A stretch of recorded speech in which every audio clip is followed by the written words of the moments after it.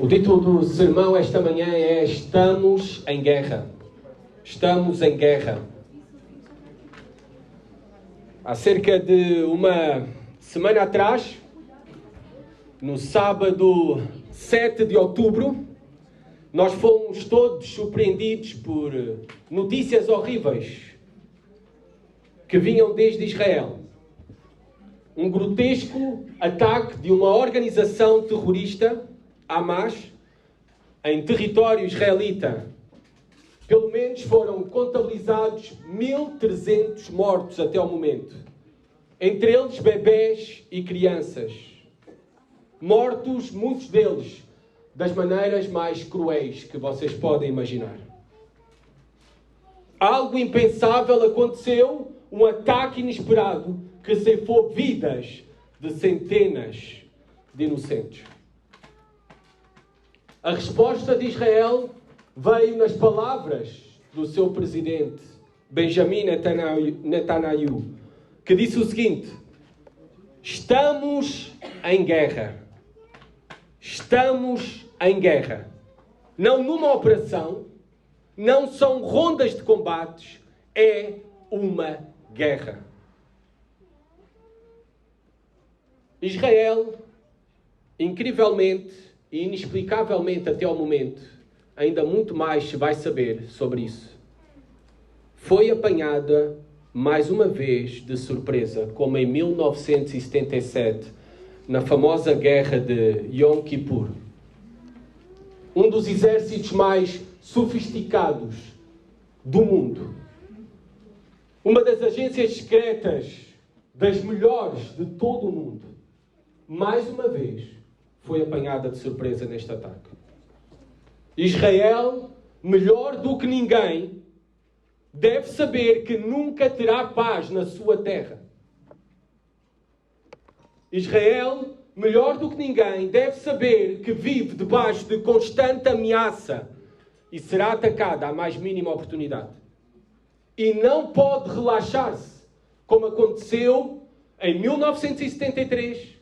Aliás, soldados e tudo nas sinagogas tiveram que ser chamados à pressa. E como aconteceu agora recentemente, no passado sábado de outubro, de forma inexplicável, foi atacada pelo ar, pela terra, pelo mar. Não pode relaxar-se, Israel. Está rodeada de inimigos. Bem, em situação semelhante, também nós como cristãos.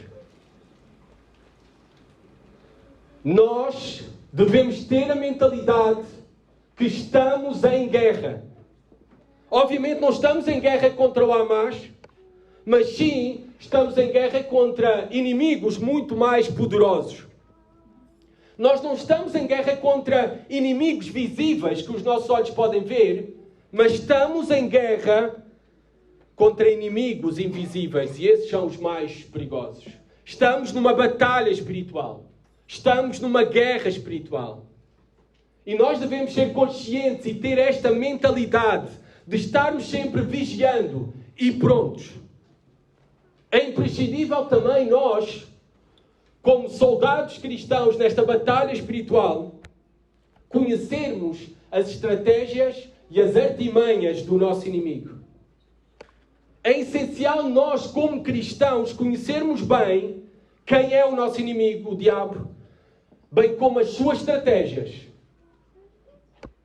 E sermos sempre conscientes que nós não estamos num parque de diversões. Nós estamos num campo de batalha.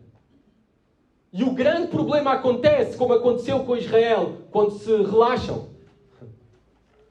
Quando perdem esta vigilância, esta prontidão diante dos seus inimigos. E que tem consequências trágicas. O mesmo para connosco. Estamos em guerra, estamos numa batalha espiritual, não estamos num parque de diversões. Devemos atuar e ter a mentalidade de estar num campo de batalha. E é isto mesmo que Paulo vai exortar os cristãos ao finalizar a sua carta aos Efésios, que nós estamos a estudar, a terminar o estudo da mesma. Efésios capítulo 6, por favor, acompanhem-me lá. Depois de falar quem nós somos em Cristo, depois de falar da grande salvação que temos em Jesus Cristo, depois de falar também de como nós devemos viver o Evangelho nas nossas vidas, como se manifesta que somos cheios do Espírito Santo, do Espírito de Deus, de como nós devemos viver no lar, como maridos e esposas, como pais e filhos, como é que nós também devemos proceder também nos nossos empregos, como empregados ou como patrões, como chefes. Tudo isto agora, também para finalizar, Paulo nos conduz para a realidade que a vida cristã, em todo o tempo, em toda a circunstância, em todo o lugar, é um campo de batalha. E o faz nas seguintes palavras. Efésios 6, versículo 10 a 17. E vamos ler a palavra de Deus. Eu vou pedir aos irmãos, por favor, que se coloquem de pé, aqueles que podem, para ler a palavra de Deus.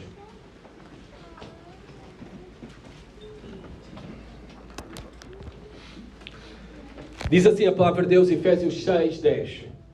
Quanto ao mais, sede fortalecidos no Senhor e na força do seu poder. Revesti-vos de toda a armadura de Deus, para poderdes ficar firmes contra as ciladas do diabo.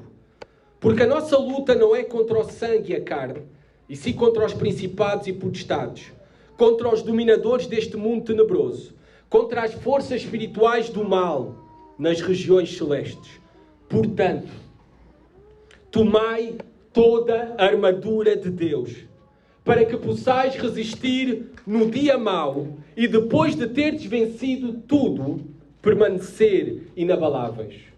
Estai, pois, firmes, cingindo-vos com a verdade e vestindo-vos da couraça da justiça. Calçai os pés com a preparação do Evangelho da paz, embrançando sempre o escudo da fé, com o qual podereis apagar todos os dardos inflamados do maligno.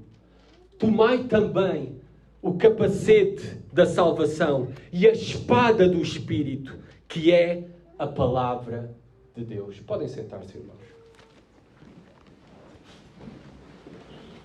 A primeira coisa que Paulo vai dizer sobre a vida cristã é que ela não é apenas difícil de viver, ela é impossível de viver sem o poder de Deus. Eu volto a repetir. A vida cristã não é uma vida apenas difícil de viver. Ela é impossível de viver sem o poder de Deus. É a primeira coisa que Paulo alerta ao terminar esta carta. Para nós praticarmos e vivermos tudo, até dentro do contexto desta carta, nós sabemos, no contexto imediato, como bons esposos, como boas esposas, como bons pais, como bons filhos, como bons servos, como bons patrões. Só podemos viver desta forma pelo poder de Deus, não pelas nossas próprias forças. Porque vocês sabem muito bem o que é que acontece quando nós fazemos as coisas pelas nossas próprias forças. Acabamos sempre por fracassar. Sempre. Necessitamos do poder de Deus. Reparem o versículo 10. Quanto ao mais, sede fortalecidos no Senhor e na força do seu poder. Sede fortalecidos. Um imperativo. Uma ordem de Paulo, mas que se encontra no tempo verbal, no modo passivo. Por outras palavras, o que é que Paulo está a dar? Uma ordem, mas ao mesmo tempo ser fortalecido é algo que tu recebes, não é algo que tu podes ter por ti mesmo. Sede fortalecidos. Talvez uma melhor ilustração, por muito limitada que seja, mas não consigo encontrar outra melhor, é a mesma coisa que eu te disser a ti: carrega o teu telemóvel, uma ordem. Agora, tu metes a carregar o teu telemóvel, mas és tu que carregas o telemóvel? Não, é eletricidade. A mesma coisa Paulo está a dizer, nestes termos. Sede fortalecidos. Vocês não podem ser fortalecidos por... Nós não podemos ser fortalecidos por nós mesmos. É Deus quem nos fortalece. Tal como é a eletricidade que carrega o telemóvel.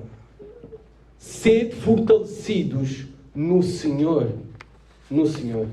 É Ele quem nos fortalece. A nossa vida é Cristo. E o poder para viver a vida cristã vem dele. Não vem de nós.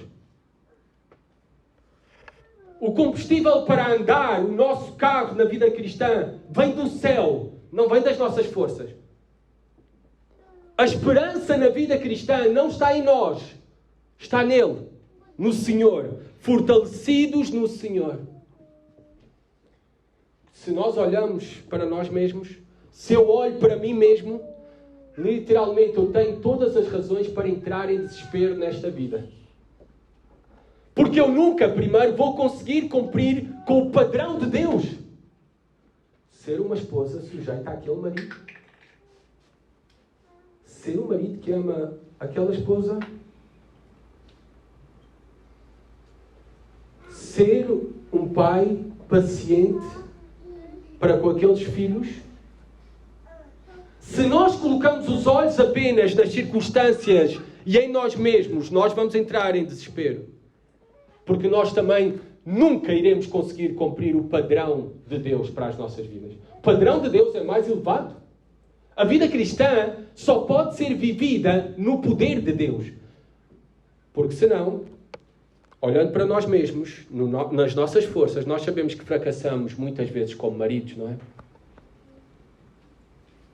Nós sabemos que vez atrás vez fracassamos como pais. Reagimos muitas vezes com gritaria, com raiva. Também nós sabemos que por nós mesmos, muitas vezes também, sendo servos, somos muitas vezes infiéis. Sendo líderes, erramos muitas vezes.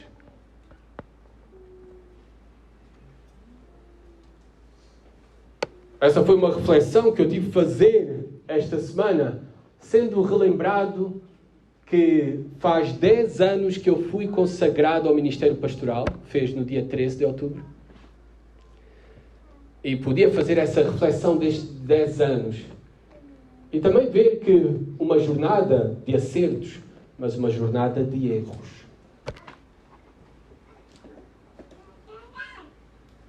Seguramente tu também podes reconhecer o mesmo na tua experiência, como marido, como esposa, como pai, como mãe, como filho. Tu não consegues cumprir o padrão de Deus para ti. Aquilo que Deus exige na sua palavra. Mas o que é que nós temos o hábito de fazer?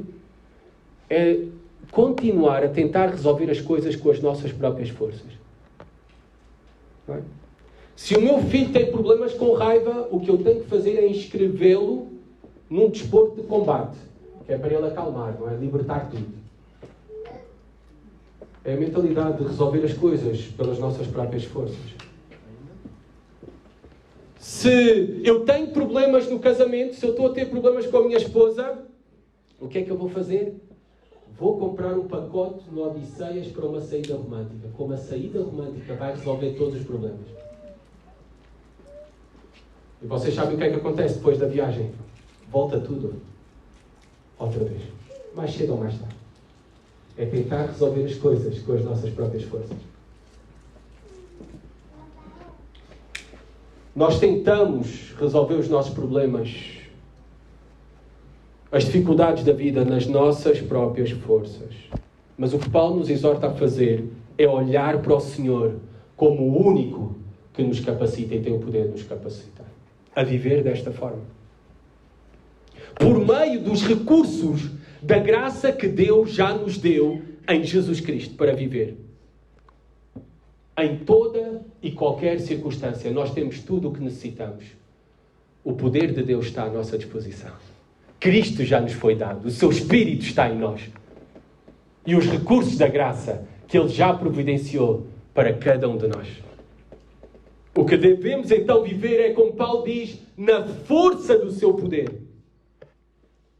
Não podemos continuar a dependermos da nossa própria força, mas do seu poder. É o poder de Deus. O poder de Deus é tudo aquilo que nós necessitamos. E Ele é suficiente para esta vida. Nós temos recebido de Deus, como diz o apóstolo Pedro, na sua segunda carta, capítulo 1, versículo 3, nós temos recebido tudo aquilo que nós necessitamos para esta vida em piedade. Todo o seu poder. Nós devemos ser conscientes que sem Deus nós não iremos conseguir. Sem Deus nós não iremos resistir nos dias maus. Sem Deus nós não iremos triunfar na batalha espiritual da vida cristã.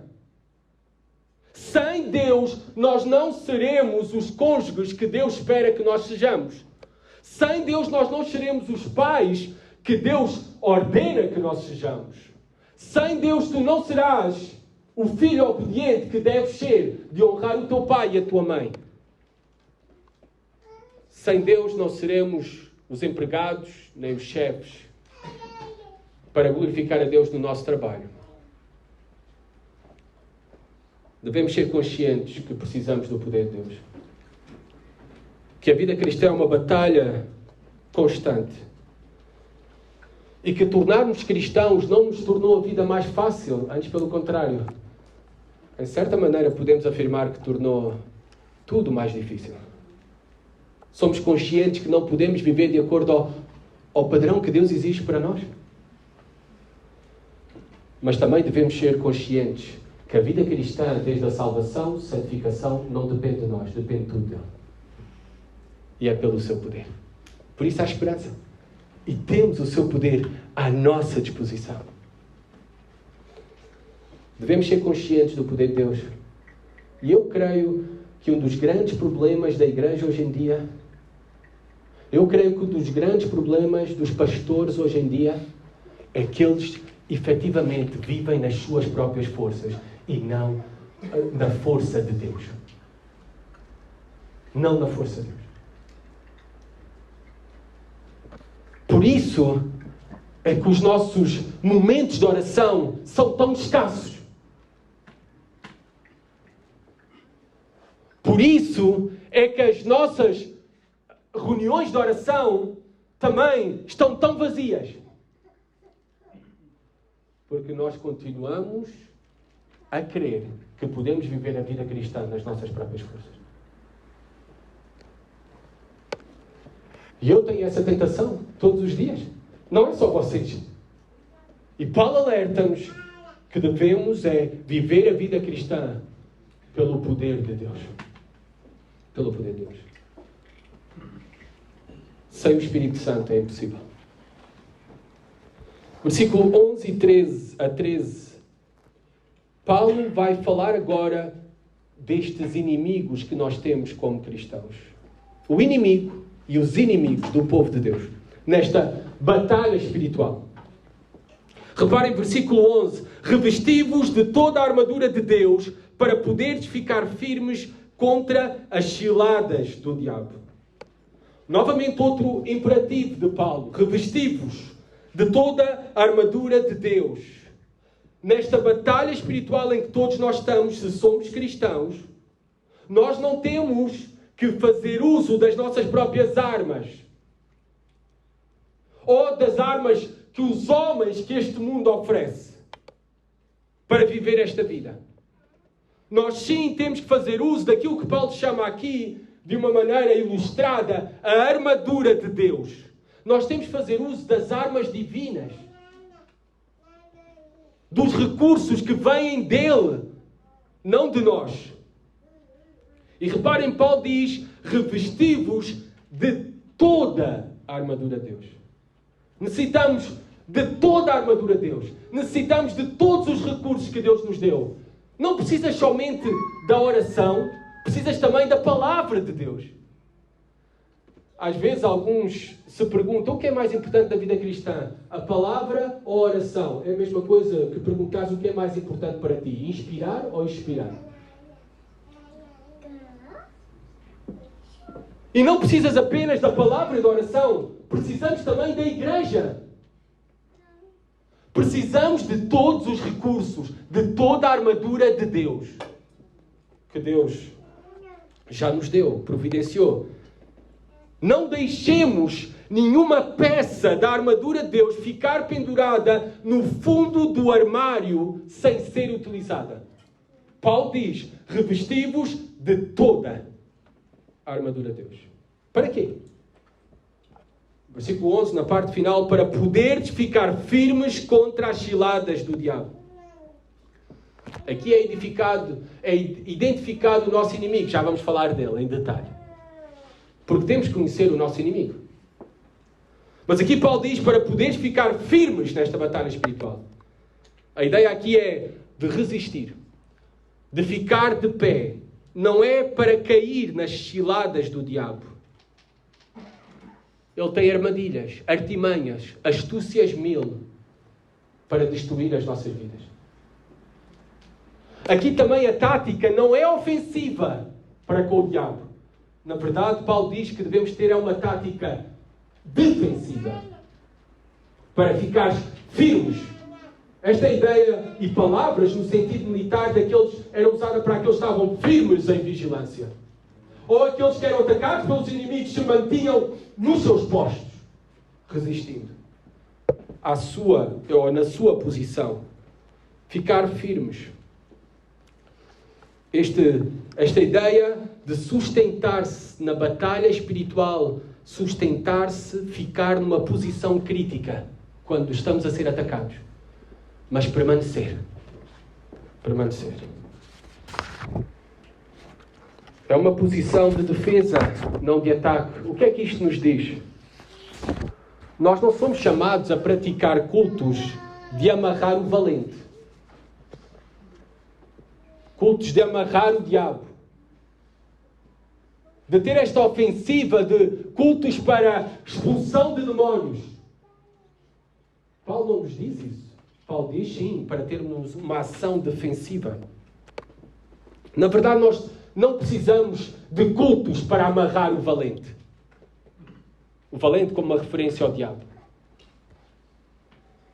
Porque não compete a nós fazer isso.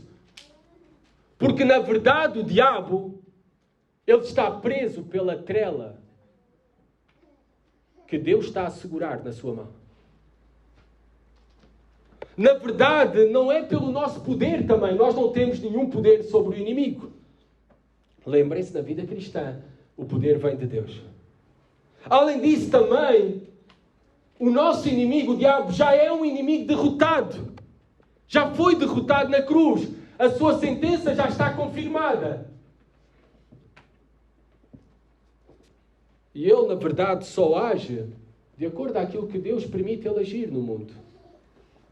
E ele só age nas nossas vidas de acordo com aquilo que Deus permite, com propósitos para nós. Assim como foi com a vida de Jó. Mas ele é um inimigo derrotado. E, na verdade, é um fantoche nas mãos de Deus. Para cumprir os seus propósitos. Mas é um inimigo que age com tudo aquilo que ele pode. Tudo aquilo que ele pensa que pode fazer. Com todo o seu poder e com toda a sua força. E devemos estar firmes quando ele atacar-nos. Porque a Bíblia fala do diabo. Claramente identifica o nosso adversário. O diabo é um inimigo real. Para aqueles que são cristãos verdadeiros, assim como Deus é real para nós, o diabo também é real para nós. Como cristãos não devemos ignorar, às vezes parece, caímos em dois extremos. Ou supervalorizamos o diabo, ou desprezamos completamente a sua existência. Mas o diabo é um inimigo real. Como Deus é real para nós, o diabo também é real para nós. Porque a palavra de Deus nos adverte sobre o mesmo. Ele é um inimigo e tornou-se nosso inimigo quando nós fomos arrebatados das suas garras. Quando nós nascemos de novo. Quando nós fomos transportados do reino das trevas para o reino da luz. Na verdade, antes de convertermos, ignorávamos por completo a sua existência e o seu agir. E como tu hoje podes ver no mundo que se faz tantas piadas sobre o diabo, ignoram por completo o seu poder e o seu agir. Antes de convertermos, nós não tínhamos qualquer batalha para travar contra ele. Mas agora sim. E essa batalha ocorre desde Gênesis, capítulo 3, versículo 15. Desde Gênesis, capítulo 3, versículo 15. O que é que diz Gênesis? Capítulo 3. Vamos ao primeiro livro da Bíblia, versículo 15. Este é o proto-evangelho. Aquilo que os teólogos chamam proto-evangelho. O primeiro evangelho. As primeiras boas notícias de salvação.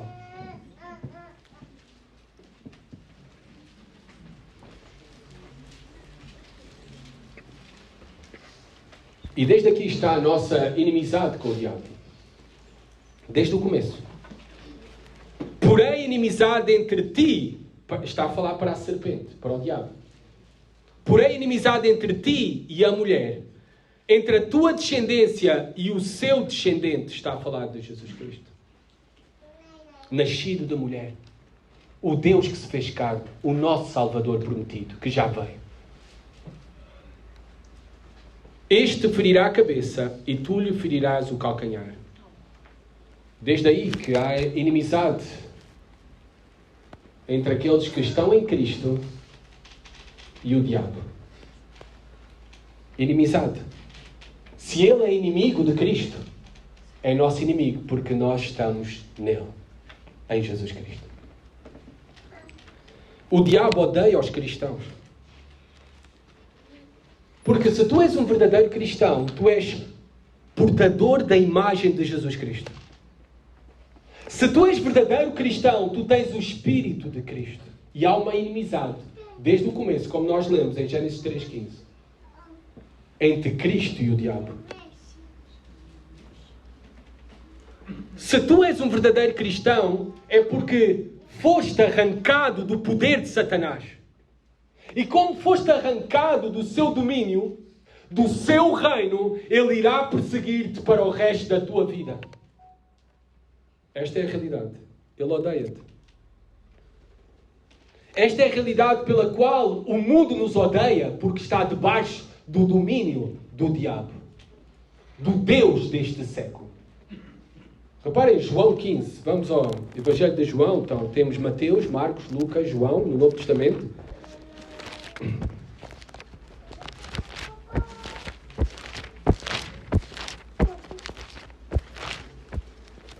João 15, versículo 18 a 25.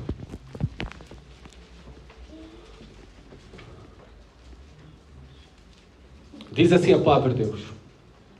Se o mundo vos odeia, sabei que primeiro que a vós outros me odiou a mim. Se vós fosseis do mundo, o mundo amaria o que era seu. Como todavia não sois do mundo, pelo contrário, dele vos escolhi, por isso o mundo vos odeia. Lembrai-vos da palavra que eu vos disse. Não é o servo maior do que o seu senhor.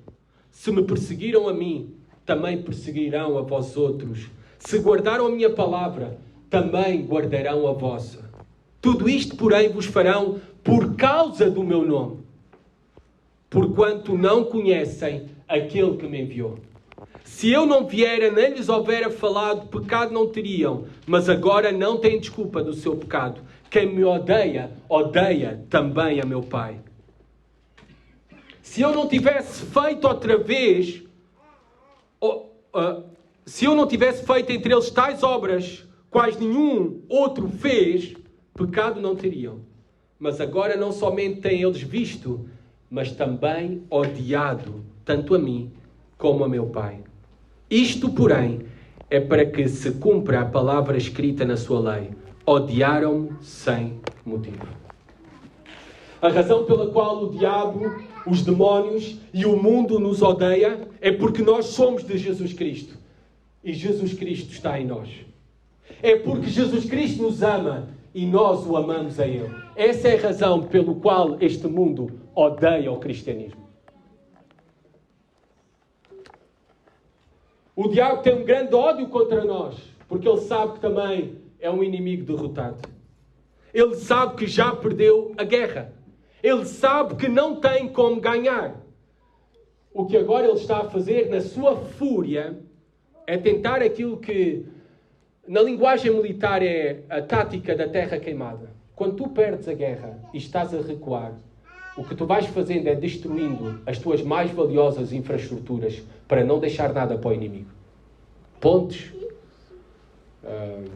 postos de combustível, estradas, até destruir os próprios aviões, os próprios tanques, para não deixares nada para o inimigo. Esta é a tática do diabo. Ele sabe que perdeu, está em retirada, mas vai tentar provocar o maior dano possível. Na tua vida, na vida do povo de Deus, na igreja de Deus. O diabo também, Paulo nos diz, voltando ali a Efésios, que ele faz uso de ciladas. Reparem o que diz o texto, não é? Ciladas, versículo 11, à parte final. O diabo tem uma estratégia bem definida. O inimigo das nossas almas atua, e presta atenção, porque isto nos deve fazer estar sempre alerta, vigilantes. Ele atua constantemente, propositadamente, metodicamente e intencionalmente para nos destruir. É isso que é a referência de Paulo a ciladas. É isso que é uma cilada. É metódica, é planeada, é estratégica.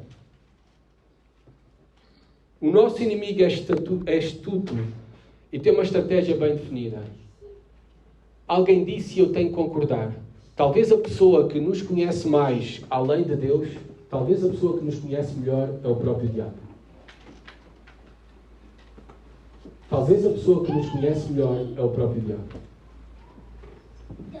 Reparem esta citação retirada do livro de Joel Bick, um dos poucos livros na literatura reformada sobre Satanás. O título do livro é Lutando contra Satanás. Por acaso não sei se está ali na nossa livraria.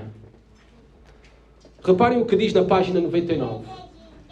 No decorrer dos séculos, ele se tornou mestre na arte da maldade. Satanás sabe por experiência quando é a melhor hora de lançar as suas flechas. Sabe bem qual a isca usar sempre que ele vai pescar. Tenta os jovens com a beleza. Os económicos com o dinheiro. Os ambiciosos com poder. E tal como disse William Jackin, ele tem uma fruta para Eva. Ela disse maçã, tá bom, mas eu estou a corrigir, tá bom? Ele tem uma fruta para Eva, uma uva para Noé, uma troca de roupa para Geazi e uma bolsa para Judas. Ele nos conhece bem e conhece bem qual é a nossa maior debilidade. Além de Deus, eu creio que o diabo é aquele que nos conhece melhor. Por isso devemos estar sempre vigilantes. Não há tempo para relaxar. Não estamos num parque de diversões. Estamos num campo de batalha. Versículo 12. Porque a nossa luta não é contra corpo, a nossa luta não é contra o sangue e a carne. Realmente esta palavra luta, por isso é que eu estava a dizer corpo. Porque aqui a ideia é uma luta corpo a corpo. Uma luta corpo a corpo. Ela não é contra o sangue e a carne. A nossa luta é espiritual. Ela não é contra as coisas visíveis, mas contra as coisas invisíveis. Amados irmãos, mesmo quando nós temos problemas com alguém descrente, nós devemos ser conscientes que essa pessoa não é a nossa inimiga. Ela é um cativo ou uma cativa do diabo. Ela está debaixo do seu domínio. Nós não paramos para pensar isso. Por isso é que Paulo diz aqui que a nossa luta não é contra o sangue e a carne. E também devemos ser conscientes quando há problemas entre nós. Grupinhos se formam, não é? Quando há problemas de divisão entre nós, de murmuração entre nós, ou quando nós temos problema com algum irmão ou contra alguma irmã, nós devemos ser conscientes também que aí também está a mão do maligno. Satanás, vocês sabiam que pode colocar pensamentos na tua mente? E há base bíblica para eu afirmar o que eu estou a afirmar. Quando Pedro estava a tentar demover Jesus Cristo da cruz, o que é que Jesus disse a ele? Afasta-te de mim, Satanás. Quem é que colocou esse pensamento em Pedro? Quando há problemas entre nós, vocês podem ter a certeza que a mão do maligno está ali. A influência, a segredar ao ouvido, a colocar dúvidas, maus pensamentos. A nossa luta não é contra o sangue e a carne. No palco do mundo, há alguém detrás das cortinas, dirigindo tudo. Amados irmãos cristãos, o nosso inimigo não é o António Costa ou o Lula, para os meus irmãos brasileiros. Apesar dos homens serem um instrumento, muitas vezes, como estes dois homens que eu menciono, para promulgar leis contrárias aos valores que nós defendemos como cristãos, como povo de Deus, os nossos inimigos não são eles. Eu lembro muito bem da minha bisavó. Não é bisavó de sangue, tá bom? Já faleceu, mas era a minha bisavó. Eu ficava muitas vezes na casa dela. Ela, numa altura da sua vida, e até à data da sua morte, ela começou a assistir e a participar na IURD, a Igreja Universal do Rei de Deus, que agora em Portugal se chama Centro de Ajuda Espiritual. Acho que é isso. Foi ela que me ofereceu a minha primeira Bíblia. Eu ainda não era cristão naquela altura. Eu era uma criança, 9, 10 anos, mas ela ofereceu uma primeira Bíblia que eu tive e tenho guardado no meu escritório. Obviamente, a IURD é uma seita que prega um falso evangelho. Tá bom? É isso que eu creio.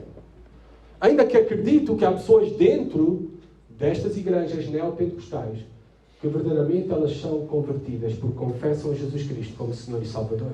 E a salvação está em Jesus somente. Mas é uma seita e quero deixar isso claro, tá bom?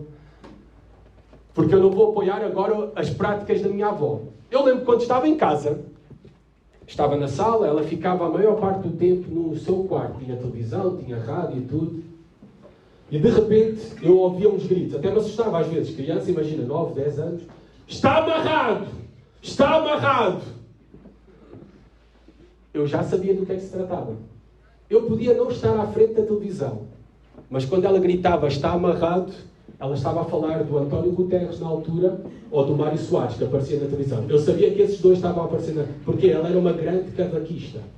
Está bem? Era uma grande apoiante do Cavaco Silva. Então eu sabia isso. Está amarrado! Eles não são os nossos inimigos. Por eles, a palavra de Deus nos diz para orarmos. A palavra de Deus diz que devemos orar pelo arrependimento deles e pela salvação deles. Porque a nossa luta não é contra o sangue e a carne. O nosso inimigo é o diabo e os seus adversários. Paulo escreve isso num contexto em que nós temos que nos lembrar no contexto, que eu já disse lá ao início desta carta. Quem é que estava no poder quando Paulo escreve isso? No Império Romano? Nero. O sanguinário Nero. E Paulo estava em que condições escrevendo esta carta? Preso pelas autoridades romanas, pelo governo romano, pelo imperador, pelo senado. Este imperador sanguinário que perseguia os cristãos. E Paulo não diz que Nero era o seu inimigo, nem os soldados romanos que o tinham preso. Paulo diz que a nossa luta não é contra a carne e o sangue. Não devemos esquecer isso. Paulo diz que os nossos inimigos são aqueles que Paulo descreve no versículo 12. Os principados e potestades. É termos referentes a posições de poder, de influência, de autoridade. Aqueles que Paulo diz, dominadores deste mundo tenebroso. Não é apenas o diabo. Há toda um grupo de demónios. De anjos também que se rebelaram. Uma terça parte do céu que se rebelou contra Deus. Eles agora são estes dominadores deste mundo em que vivemos. Mundo tenebroso. Mundo em trevas. Porque vivem na ignorância de Deus. Vivem na ignorância da verdade, da justiça, da santidade. São eles que dominam este mundo tenebroso. Forças espirituais do mal nas regiões celestes. Interessante que Paulo não é a primeira vez que está a falar de regiões celestiais.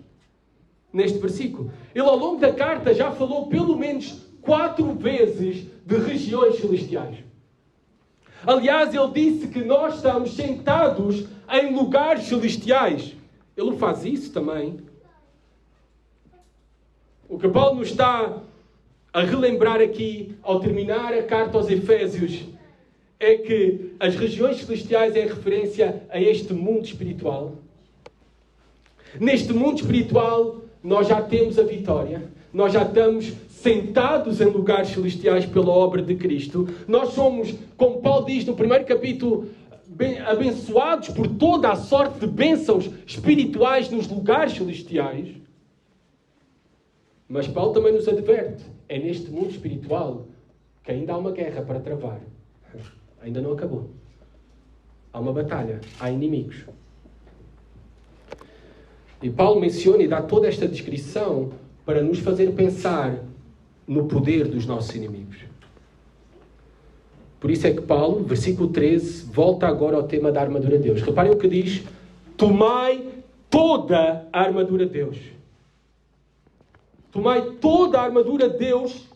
Nós precisamos do equipamento completo para resistir ao diabo, para vencer a batalha espiritual e para terminarmos bem a nossa vida cristã. Porque, como João Calvino advertiu, se contendermos com Satanás, de acordo com o nosso próprio ponto de vista, ele nos irá vencer 100 vezes e jamais conseguiremos resisti-lo. Precisamos de toda a armadura de Deus. Porque se nós lutarmos contra o diabo de acordo com o nosso próprio ponto de vista, ele nos vai vencer 100 vezes e jamais conseguiremos resisti-lo. E Paulo diz: tomem toda a armadura de Deus para que possais resistir no dia mau. É interessante que Paulo não diz nos dias maus. Paulo diz no dia mau.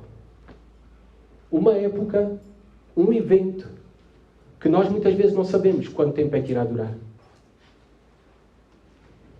O dia mau, em que para Jó, o dia mau foi 1 ano. O dia mau. E teve outros dias maus. Para que possais resistir no dia mau. Reparem que a teologia da prosperidade cai aqui por terra. Deus adverte que nós teremos dias maus sobre a terra. Devemos esperá-los. Não nos deve surpreender. E passar por eles não quer dizer que nós não temos fé ou que nós não somos fiéis. Faz parte. Porque temos um inimigo e estamos numa batalha espiritual. Vai haver dias maus. E eles podem vir de muitas formas sobre a tua vida. Podes ser assaltado pela depressão. Podes ser assaltado pela ansiedade, o medo. Podes ser assaltado por críticas injustas. Podes ser assaltado por desemprego, calúnias.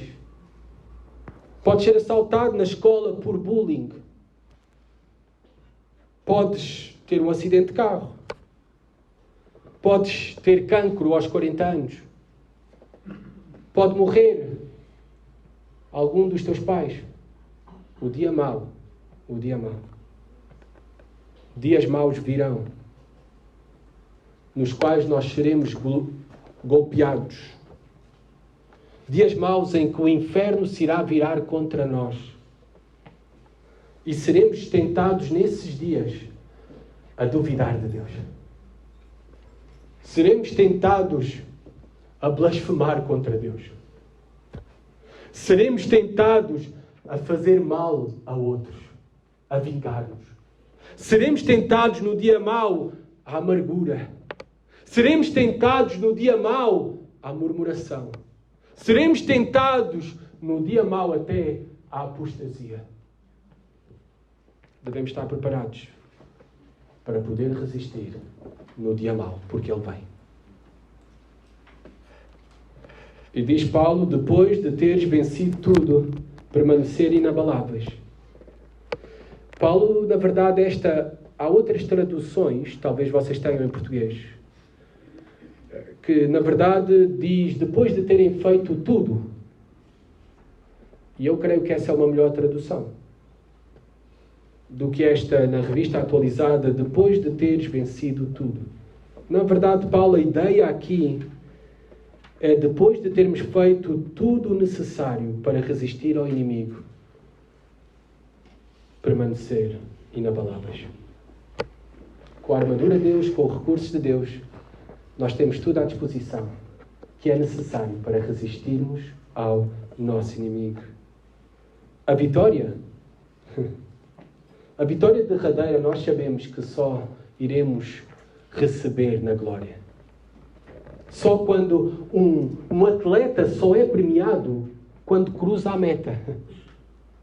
A vitória final e derradeira que nós teremos na vida cristã é só quando cruzarmos a meta na glória. Mas ela já está garantida, amados irmãos. Ela já está garantida. Porque Deus o cumprirá. Deus nos fez, como Paulo diz na carta aos Romanos, mais que vencedores. O poder de Deus, não nós. Se nós estivéssemos entregues a nós mesmos, como é que nós iríamos resistir ao diabo? Como é que nós iríamos conseguir obedecer a ele? É Deus. Não somos nós, é Deus em nós. Terminamos com o versículo 14 a 17. A armadura de Deus. Depois de ver os inimigos, como é que vamos combatê-los com essa armadura? Que armadura, que recursos, que arsenal do céu é esse para nós? Paulo vai dizer, versículo 14, estai, pois, firmes, novamente o imperativo. Estejam firmes, confiantes, corajosos. E Paulo usa toda uma linguagem, reparem, cingindo-vos com a verdade e vestindo-vos da couraça da justiça, calçai os pés com a preparação do Evangelho da paz, embraçando sempre o escudo da fé, com o qual podereis apagar todos os dardos inflamados do maligno. Tomai também o capacete da salvação e a espada do Espírito, que é a palavra de Deus. Muitos comentaristas, dos melhores que há, chegam aqui a este texto e comentam da seguinte forma. Paulo está a olhar para um soldado romano que o tinha preso e está a descrever cada parte da armadura, dando uma lição espiritual. Não está. Ele está a citar Isaías. Ele está a escrever Efésios, como eu já disse no passado, num dos meus sermões, com o Antigo Testamento à sua frente. Isaías, vamos a Isaías, capítulo 11.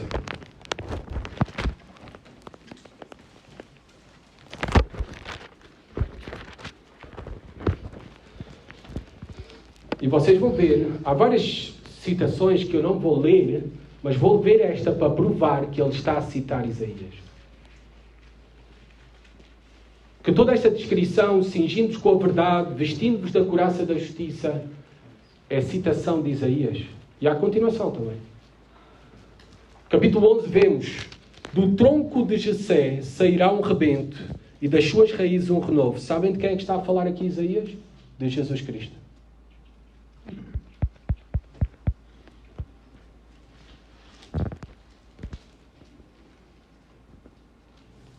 Repousará sobre ele o Espírito do Senhor, o Espírito de sabedoria e de entendimento, o Espírito de conselho e de fortaleza, o Espírito de conhecimento e de temor do Senhor. Deleitar-se-á no temor do Senhor, não julgará segundo a vista dos seus olhos, nem repreenderá segundo o ouvir dos seus ouvidos, mas julgará com justiça aos pobres e decidirá com equidade a favor dos mansos da terra. Ferirá a terra com a vara da sua boca e com o sopro dos seus lábios matará o perverso. E agora reparem a citação de Isaías. A justiça será o seu cinto, cingindo-vos. Cinto. A justiça será o cinto dos seus lombos e a fidelidade, ou a verdade, o cinto dos seus reis. Vamos a Isaías 59, 17.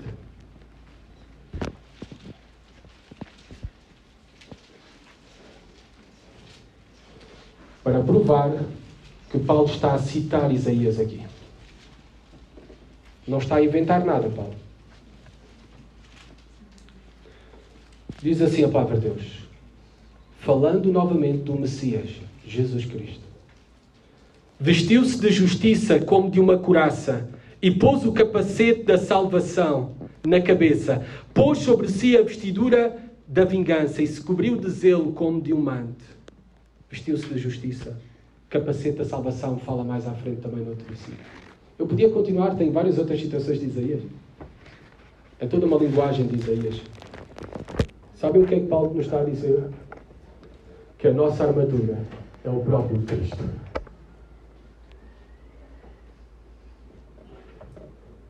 A nossa armadura é a própria obra de Cristo em nós. A nossa armadura é o próprio Espírito de Cristo em nós. E por isso Paulo diz, cingindo-vos com a verdade, vestindo-vos da couraça da justiça, eu sou o caminho, a verdade e a vida. A nossa justiça, para sermos declarados inocentes diante de Deus, não está em nós, está em Cristo. Neste mundo, muitas são as filosofias humanas, muitas vozes, muitos cantos de sereia andam por aí. Mentiras semeadas pelo inimigo, fora da igreja e dentro da igreja por falsos mestres, falsas doutrinas. Para combater esses enganos, nós temos a verdade. Foi-nos dada a pessoa e a palavra de Cristo. Quando nos sentirmos também pelas acusações do nosso inimigo, indignos, culpados, fora do padrão de Deus, lembremos-nos também e que possamos usar a couraça da justiça, porque nos lembremos que a nossa justiça é Jesus Cristo. É Jesus Cristo. Por isso somos justos. Depois Paulo, no versículo 15, diz: calçai os pés com a preparação do Evangelho da Paz. Quem está a tomar notas pode tomar nota. Isaías 52:7 é uma referência a Isaías 52:7. Pelo tempo não podemos ir lá. E nós sabemos que só temos paz, reconciliação com Deus em Jesus Cristo. E só anunciando a Jesus Cristo a este mundo é que podemos oferecer às pessoas paz. E a nossa confiança para andar neste mundo, o calçado para andar com paz, com confiança, não está em nós, está no Príncipe da Paz, Jesus Cristo, que nos reconciliou com Deus para todo o sempre. E que um dia irá restaurar todas as coisas. Embrançando sempre o escudo da fé. Aqui não está a citar Isaías, mas no Salmo 18 fala muitas vezes em referência a Deus como o nosso escudo. O nosso escudo. As ciladas, as artimanhas, as armadilhas, as flechas de fogo inflamado do inferno contra nós. O diabo tem 1001 formas de atacar os crentes. Através das suas flechas, que incluem pensamentos blasfemos contra Deus, sugestões pecaminosas e maus desejos. Os seus ataques vêm de fora, mas também podem vir de dentro, contra os nossos pensamentos, contra o nosso próprio coração. E aqueles que vêm de dentro são os piores. Precisamos do escudo da fé para resistir e para apagar todos os dardos inflamados do maligno.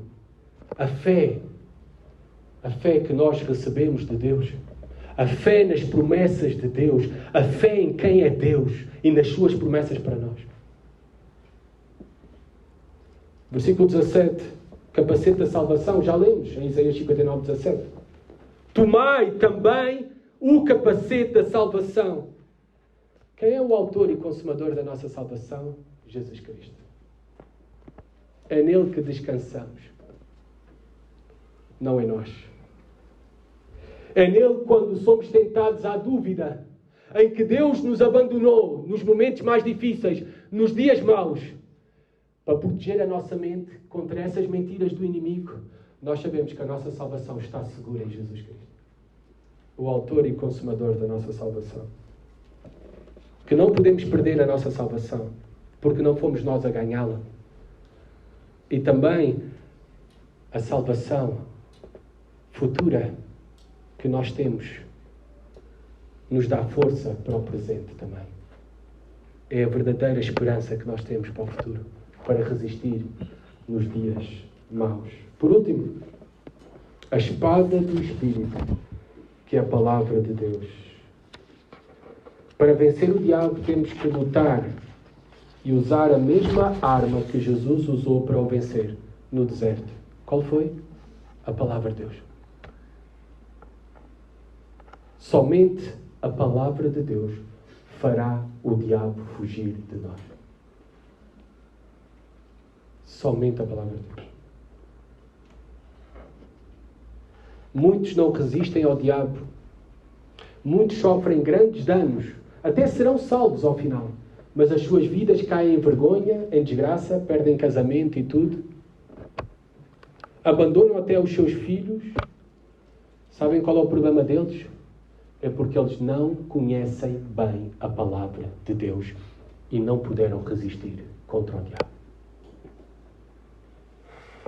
Por isso, povo de Deus, somos um povo de um só livro, da palavra. Não nos queixemos das pregações longas. Amemos a palavra. É a única coisa, ao conhecê-la, ao citá-la de memória, que irá fazer com que o diabo fuja de nós. Necessitamos do poder de Deus para resistir às forças espirituais do mal. Nesta batalha espiritual em que todos os filhos de Deus estão. E o nosso poder, Paulo nos relembrou, é Cristo. É a sua palavra. Estamos em guerra. Devemos vigiar e orar mais. Devemos conhecer melhor a nossa Bíblia. Devemos ter mais comunhão com Cristo. Devemos confiar não nas nossas próprias forças, mas nos recursos de Deus que Ele já nos deu para nós. Devemos orar pelo poder de Deus e fazer uso do poder de Deus. Os irmãos lembram-se que Paulo menciona o poder de Deus e até ora especificamente para que a igreja em Éfeso possa receber o poder de Deus, toda a plenitude de Deus. Ele faz isso em 1:19, capítulo 1:19. Ele faz isso no capítulo 3:16 e faz isso agora também no capítulo 6, ao final. Sede fortalecidos na força do seu poder. E nós temos todo o poder de Deus à nossa disposição. Temos tudo aquilo que nós necessitamos. E Ele é suficiente para nós. Por último, amados irmãos, não tenham medo do diabo. Ele apenas, o máximo que nos pode fazer é morder. E isso é se o Senhor largar a trela para que Ele o faça com propósito sobre as nossas vidas. E Deus tem sempre bons propósitos para nós. Mesmo até no meio do sofrimento. E nos lembremos que nesta batalha espiritual nós devemos enfrentá-la com toda a confiança e coragem e esperança. O diabo é um inimigo derrotado.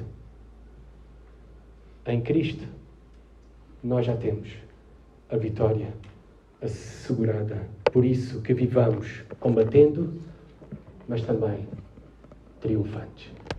Que o Senhor nos ajude, que a sua igreja seja e manifeste o poder de Deus nela e através dela e viva triunfante. Oremos. Senhor, obrigado, Pai, pela tua palavra. Obrigado porque Jesus Cristo é tudo para nós. E nele temos tudo o que necessitamos, Pai. Ajuda-nos a viver conscientes desta batalha espiritual. Ajuda-nos, Senhor, a buscar em Ti tudo aquilo que nós necessitamos. Da Tua palavra, de todos os recursos que colocaste à nossa disposição, Senhor, para resistir nos dias maus aos ataques do diabo, Senhor. E também, Senhor, Te adoramos, Pai, porque já temos a vitória assegurada em Cristo Jesus.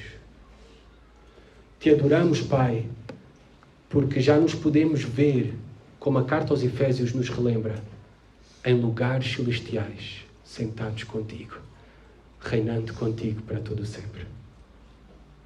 Sabemos que o nosso fim será glorioso E o fim dos nossos inimigos será terrível, Pai.